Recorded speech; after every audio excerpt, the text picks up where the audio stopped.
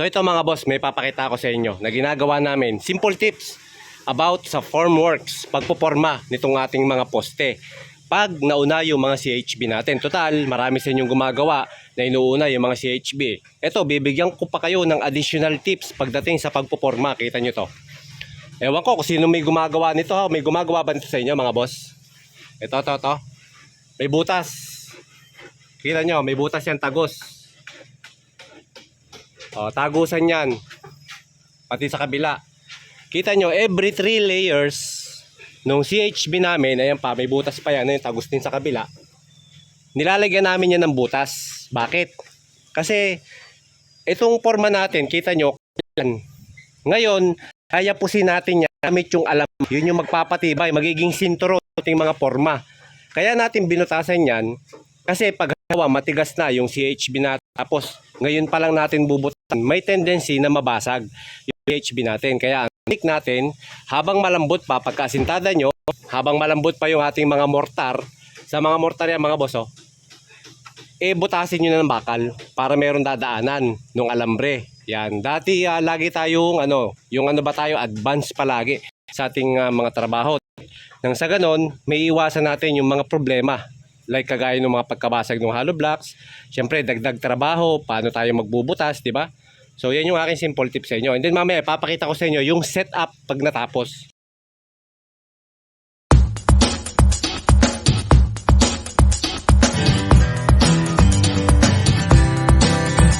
Ito na mga boss, yung ginawa natin na diskarte. So, yung butas na pinakita ko sa inyo kanina, ito may forma na, at saka kita nyo, may buhos na.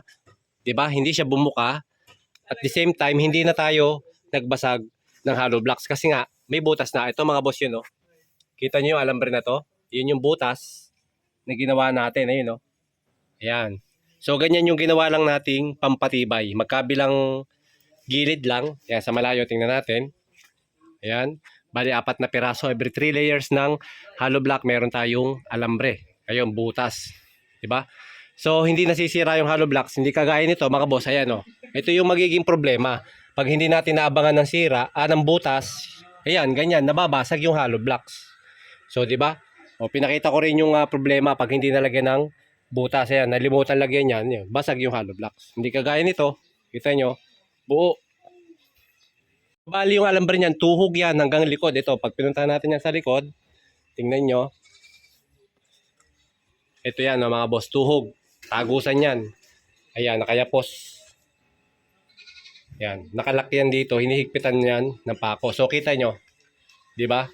Wala masyadong tagas kasi batak na batak yan. Yan oh, dikit na dikit.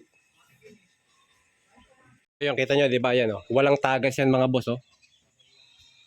Oh, yun ang kagandahan pag nayayapos natin ng alambre. Wala nang tukod-tukod.